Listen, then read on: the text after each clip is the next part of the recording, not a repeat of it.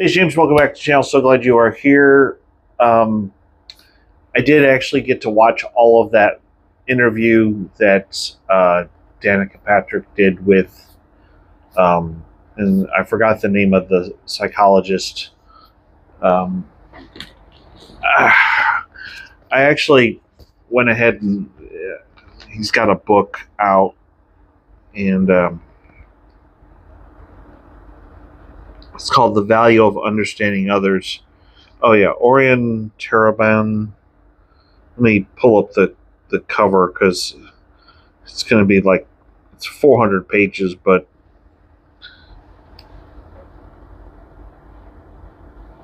the understanding of economic model of relationships to get and keep more of what you want in the sexual marketplace.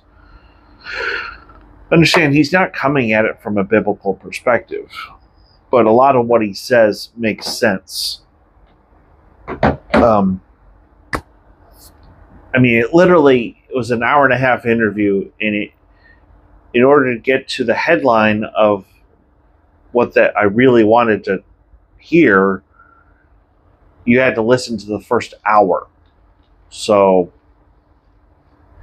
that was frustrating, but he said a lot of good things in between. But when he talked about why do men cheat, his simple answer was because they can. And he said that men tend to compartmentalize things: work, school, sex, food, That's all true. The thing that scared me the most was his comment about how men want what they can't have. And the thing that is I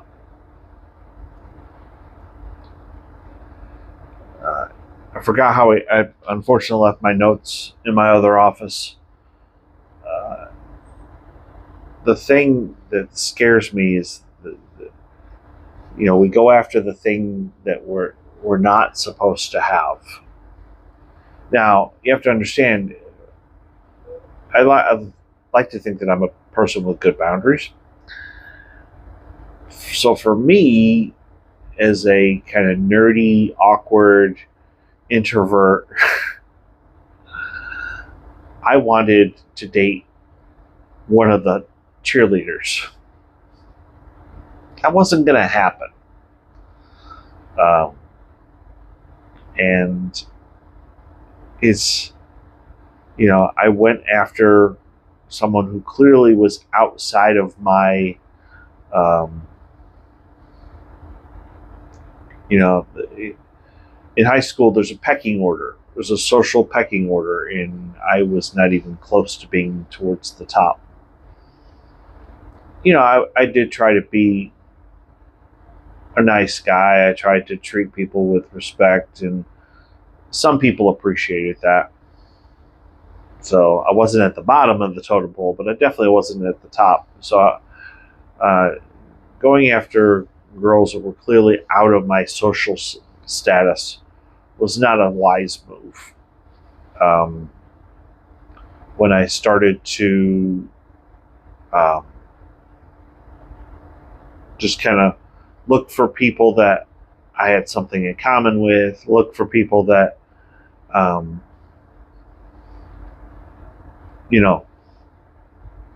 were kind of equal with me as far as social status. Pretty much my senior year, I was dating somebody. And I was a lot more confident about who I was as a person when I was a senior, as opposed to in the lower grades. And that takes me back to the situation with Gateway Church. Going after something, the forbidden fruit that people want, people chase after, and the fact that some men will pursue a woman even if she's married, or someone Some men will be married and pursue another woman because, well, if you're married, every woman is forbidden fruit, because you're not supposed to be. You're supposed to forsake them. You're not supposed to chase them. The fact that and understand, he's not talking about things from a biblical perspective. The fact that our flesh wants that should tell you something.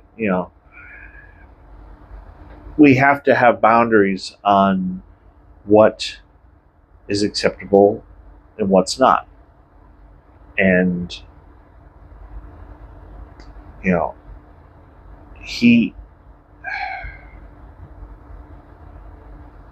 to use your words, to use your influence, to kind of there's two things that I really can't stand.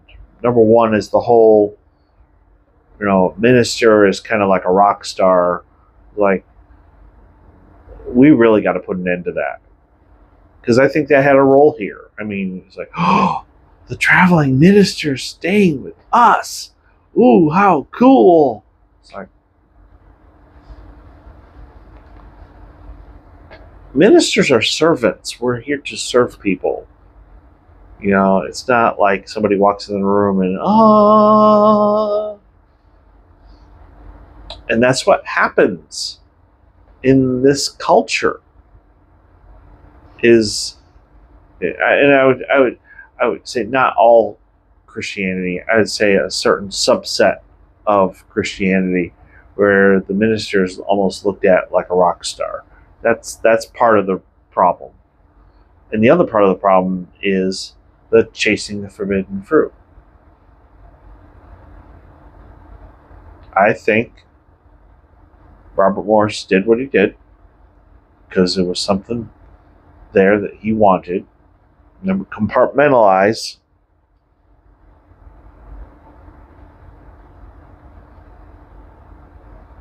And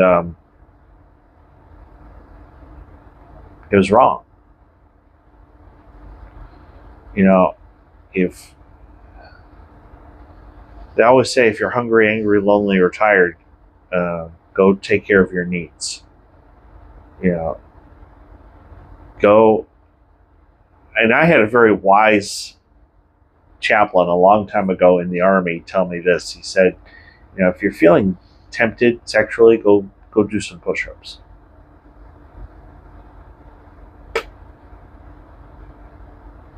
I can tell you this works, because you're forcing your body to exert energy, and you're taking your mind off of whatever tempting thought you had. Bottom line is, we're the ones that have to have good boundaries. And psychology can tell us all about our desires and wants and all that other stuff, but the truth is, we have to be better than that. We're not animals. I know there was a song put out a few years ago. It's actually several years ago, called "You and Me." It goes, "You and me, baby, ain't nothing but mammals, so let's do it like they do it on the Discovery Channel." No, we need to be better than that. So, I'm going to read the book. Maybe it'll have some more good stuff in it. I don't know. If you are new, please hit like and subscribe. I want to thank you for being here. Thank you so much for watching, and thank you especially to the new people for making this channel grow. I'm blown away, and I am humbled by that. I do hope that one day we get to 1,000, and so we get monetized. But